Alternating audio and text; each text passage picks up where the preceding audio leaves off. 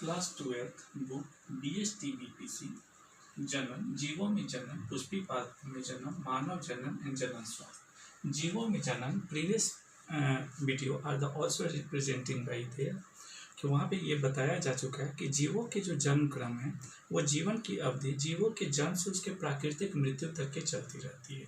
उसमें ये भी बताया गया था कि कोशिका जो होते हैं वो अमर होते हैं, यानी उनके जीवन क्रम प्राकृतिक रूप से खत्म नहीं होते हैं।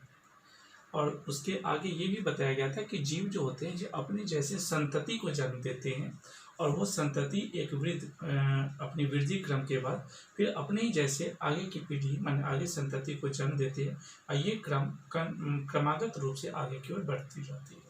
और इस प्रकार से जीवन चक्र जन्म, वृद्धि और मृत्यु के क्रम में आगे की ओर बढ़ते रहता है, जिसे जीवन चक्र कहते हैं।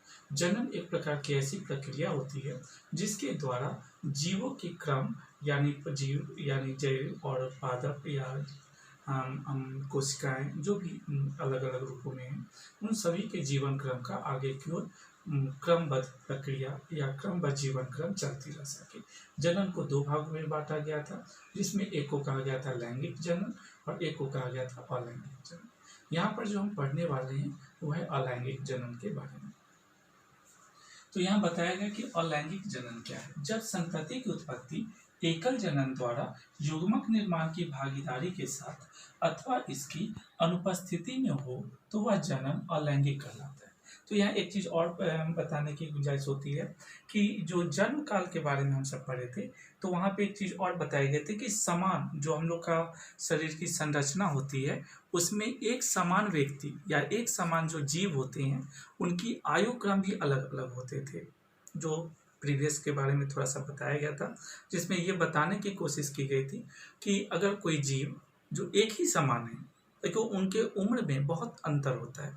जैसे कौवा होता है, एक उसकी उम्र जो होती है 15 वर्ष होती है, जबकि वही अगर एक तोता होता है उसकी उम्र 140 वर्ष होती है। दोनों जबकि एक ही पक्षी प्रजाति के अंतर्गत आते हैं, दोनों में अंतर होता है। एक पतंगे माने इंसेक्ट कीट के रूप में ले तितली होती है, उसकी उम्र 1 से 2 वर्ष होती है, वहीं जो कछुआ की प्रजाति होती है वह 100 से लेकर 150 वर्षों तक की उम्र होती है। इस प्रकार से जीवों की बनावट अलग अलग होती है, उनके सेल कोशिकाओं की बनावट समांतर होती है, लेकिन उनके जीन उनकी जो संरचना है उनकी जो प्रजातियों का होता है उनकी उम्र अलग अलग निर्धारित करती है। यहाँ पे अब अलैंगिक जनन के बारे में फिर से क्लियर करें कि जब संतति की उत्पत्ति एकल जनन, सब ही ध्यान देंगे कि एकल जनन द्वारा युग्मक निर्माण की भागीदारी के साथ अथवा उसकी अनुपस्थिति में हो तो वह जनन अलैंगिक जनन कहलाती है। फिर से बताएं कि एकल जनन द्वारा और उनकी अनुपस्थिति में हो तो वह जनन क्या कहलाती है? अलैंगिक जनन कहलाती है। अलैंगिक जनन जो संतति उससे उत्पन्न होती है उसमें आनुवांशिक रूप से भी एक समान होते हैं, जिसे एक समान जीवों के लिए क्लोन कहा जाता है, माने समरूप कहा जाता है। जैसे यहाँ पे आपको एक बताया गया है अमीबा के बारे में कि अमीबा यहाँ केंद्रक बताया गया। अमीबा जो है सो यहाँ द्विखंडन इसके न्यूक्लियस 2 भागों में टूटते हैं और ये संतति कोशिका बनाते हैं, यानी मदर सेल से ये डॉटर सेल का निर्माण करते हैं और इस मेथड को द्विखंडन विधि कहा जाता है। इस विधि को क्या कहा गया है? द्विखंडन विधि कहा गया है। इसी प्रकार से ईस्ट में भी एक मुकुलन की प्रक्रिया होती है। तो मेन अमीबा में क्या होता है कि अमीबा मदर सेल से अपने ही जैसे समरूप डॉटर सेल को जन्म देते हैं, इसलिए ये एक प्रकार से क्लोन होते हैं क्योंकि समरूप होती है। जैसे मदर सेल है, मातृ कोशिका है, ठीक उसी प्रकार का सेम सेल की संरचना संतति कोशिका में भी पाई जाती है। लेकिन वही क्रम अगर हम मुकुलन विधि में देखते हैं तो इसमें थोड़ा सा परिवर्तन हो जाता है कि इसमें ईस्ट से जो निकले हुए हिस्से होते हैं वो मुकुलन की विधि में छोटे होते हैं। इसकी अपेक्षा अगर ध्यान दें तो कलिका जो होती है वो छोटी होती है। ठीक उसी का एक और उदाहरण हाइड्रा में है कि ये हाइड्रा है जो बनावट किया गया है और कलिका देखिए इसकी अपेक्षा एकदम छोटे से शेप में यहाँ पे बना हुआ। तो ये कलिका जो होती है सो मूल जो मदर सेल होते हैं उसकी अपेक्षा वो छोटे होते हैं।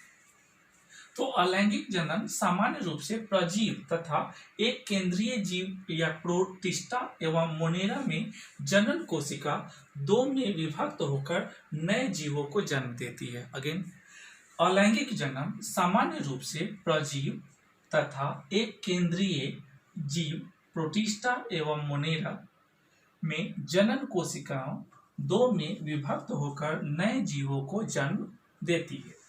इन जीवों में कोशिका विभाजन एक प्रकार की क्रियाविधि होती है। बहुत से एकल कोशिका जीव द्विखंडन से उत्पन्न होते हैं। द्विखंडन जो फैक्टर मेथड अभी यहाँ पे जैसे बताया गया था कि द्विखंडन विधि से वो दो भाग में बढ़ते हैं, उसमें आते हैं अमीबा और पैरामीशियम। कुछ और अलैंगिक जनन की विधियां यहाँ बताई गई कि अन्य सामान्य अलैंगिक जनन संरचनाएं कोनिडिया होती है, जैसे पेनिसिलियम, कलिका होती है जो हाइड्रा यहाँ पे बताई जा चुकी है, तथा जैम्यूल है स्पंज में होते हैं। इस प्रकार से जीवों में जनन के अलैंगिक जनन के कुछ यहाँ पे प्रोसेस बताए गए हैं। धन्यवाद।